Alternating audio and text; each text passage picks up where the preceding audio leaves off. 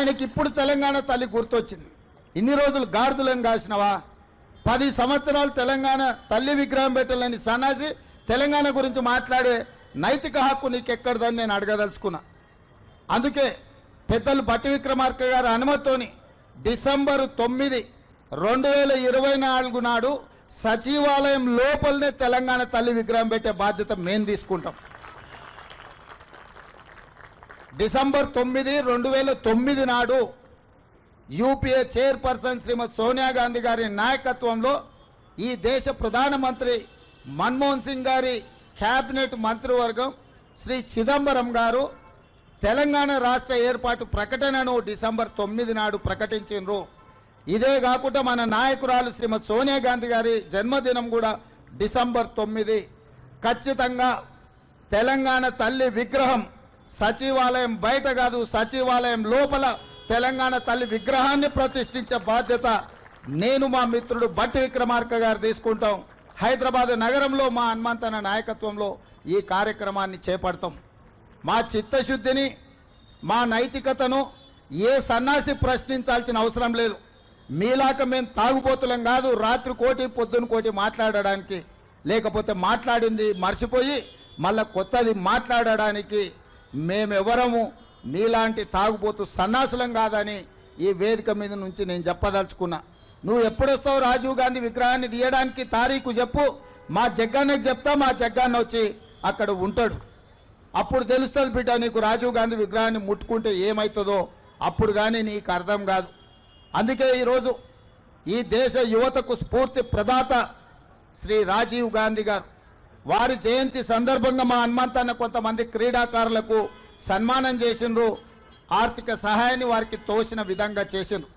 అందుకే ఈరోజు ఈ రాష్ట్రంలో, ఈ దేశంలో మొన్న జరిగిన ఒలింపిక్స్లో మన పర్ఫార్మెన్సు ఏమాత్రం బాగా లేదు. సౌత్ కొరియా లాంటి చిన్న దేశానికి 32 పథకాలు వచ్చినాయి. నేను సౌత్ కొరియాలో ఒక యూనివర్సిటీకి పోతే ఓన్లీ 1 యూనివర్సిటీలో 16 పథకాలు వచ్చినాయి. ఒకే ఒక అమ్మాయికి 3 గోల్డ్ మెడల్స్ వచ్చినాయి. వాళ్ళని చూసి నేర్చుకోవాల్సిన అవసరం ఉంది. అందుకే సౌత్ కొరియన్ స్పోర్ట్స్ యూనివర్సిటీ లాగా యంగ్ ఇండియా స్పోర్ట్స్ యూనివర్సిటీని తెలంగాణలో ప్రారంభిస్తున్నాం. తండాలలో, గూడాలలో, మారుమూల పల్లెల, గ్రామీణ ప్రాంతాలలో ఉన్న క్రీడాకారులను మట్టిలో మాణిక్యాలను వెలికి తీసి రాబోయే ఒలింపిక్స్లో తెలంగాణ నుంచి అత్యధికంగా మెడల్స్ సాధించే విధంగా మేము క్రీడా విధానాన్ని తీసుకురావాలని స్పష్టంగా నిర్ణయించుకున్నాం. ఆ యూనివర్సిటీ పేరు యంగ్ ఇండియా స్పోర్ట్స్ యూనివర్సిటీ.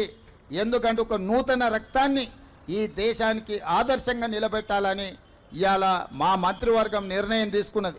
ఇదే కాదు, SC, ST, BC, minority residential స్కూల్స్కి ఒక ఇంటిగ్రేటెడ్ అకాడమీని నిర్ణయించాలనుకున్నాం. ఆ ఇంటిగ్రేటెడ్ అకాడమీలకు కూడా యంగ్ ఇండియా రెసిడెన్షియల్ అకాడమీ అని చెప్పి మేము పేర్లు పెట్టాలని ఇవాళ మేము నిర్ణయం తీసుకున్నాం.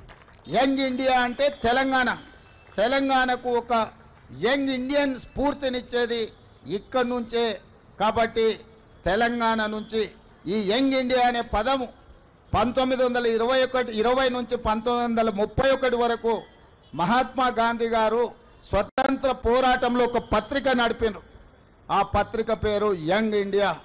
శ్రీ మహాత్మా గాంధీ గారి స్ఫూర్తిగా ఇవాళ తెలంగాణ రాష్ట్రం యంగ్ ఇండియా స్కిల్స్ యూనివర్సిటీని ప్రారంభించింది. తొందరలోనే యంగ్ ఇండియా స్పోర్ట్స్ యూనివర్సిటీని ప్రారంభించుకోబోతున్నాం. ఆ తర్వాత ఇంటిగ్రేటెడ్ రెసిడెన్షియల్ స్కూల్స్కి కూడా యంగ్ ఇండియా పేరు పెట్టి లక్షలాది మంది తెలంగాణలో ఎస్సీ, ఎస్టీ, బీసీ, మైనార్టీ విద్యార్థులకు ఉన్నతమైన చదువులు చెప్పించి వాళ్ళను డాక్టర్లుగా, లాయర్లుగా, ఇంజనీర్లుగా, సైంటిస్టులుగా మా హనుమంతన్న చెప్పినట్టు వాళ్ళని ఎమ్మెల్యేలుగా, ఎంపీలుగా తీర్చిదిద్దే బాధ్యత కాంగ్రెస్ పార్టీ తీసుకుంటుందని చెప్పి నేను ఈ సందర్భంగా తెలియజేయదలుచుకున్నా. మేమందరం మీకు ఉద్యోగాలు ఇవ్వాలనుకుంటే మా హనుమంతన్న కుర్సే ఇవ్వాలంటున్నాడు మిమ్మల్ని ఎమ్మెల్యేలను చేసి. అందుకే ఈరోజు నేను సూటికి ఒక్కటే మాట చెప్పదలుచుకున్న టీఆర్ఎస్ నాయకులకు, అధికారం కోల్పోయి విచక్షణ రహితంగా అసహనంతోని అర్థం పర్థం లేని మాటలు మాట్లాడితే తెలంగాణ సమాజం నుంచి మిమ్మల్ని సామాజిక బహిష్కరణ చేయాల్సి వస్తుంది. శ్రీ రాజీవ్ గాంధీ గారి విగ్రహం యువతకు ఒక స్ఫూర్తి. ఈ యువత ఈరోజు సాంకేతికంగా రాణించిండ్రు. ఈ దేశంలో లక్షలాది కోట్ల రూపాయల ఆదాయం వస్తుందంటే ఐటీ రంగాల నుంచి ఈరోజు వస్తుంది. అట్లాంటి స్ఫూర్తినిచ్చిన రాజీవ్ గాంధీ గారి విగ్రహం సచివాలయం ముందు అమరవీరుల స్తూపం పక్కన ఉండడం సముచితం. నీ అయ్యా 10 ఏళ్ళు రాష్ట్రాన్ని దోసుకున్న ఒక దొంగ, ఆ దొంగ కోసం అక్కడ విగ్రహం పెడితే తెలంగాణలో ఉన్న వాళ్ళందరూ దొంగలుగా తయారవుతారు ఇట్లాంటి దొంగ విగ్రహం పెడితే. కాబట్టి అట్లాంటి దొంగలకు స్థానం లేదు, అట్లాంటి దొంగలను క్షమించే సమస్యనే లేదు. మా జగ్గానే చెప్తున్నాడు, దొంగలే కాకుండా తాగుబోతులు కూడా తయారవుతారు ఆయన విగ్రహం పెడితే అని. కాబట్టి సచివాలయం ముందల తాగుబోతులకు దొంగలకు స్థానం లేదు. దేశం కోసం ప్రాణాలు అర్పించిన అమరుడైన శ్రీ రాజీవ్ గాంధీ గారి విగ్రహం అక్కడ పెట్టడం సముచితం. వారి విగ్రహం పెడతాం.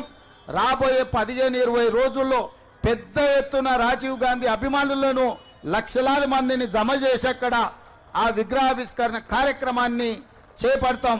ఇవాళ చేద్దాం అనుకున్నాం కానీ ఇంకా కొన్ని పనులు పూర్తి కాకపోవడం వల్ల విగ్రహావిష్కరణ చేసుకోలేదు. తొందరలోనే పెద్ద ఎత్తున ఒక పండుగ వాతావరణంలో శ్రీ రాజీవ్ గాంధీ గారి విగ్రహాన్ని సచివాలయం ముందు ప్రారంభించుకోబోతున్నాం.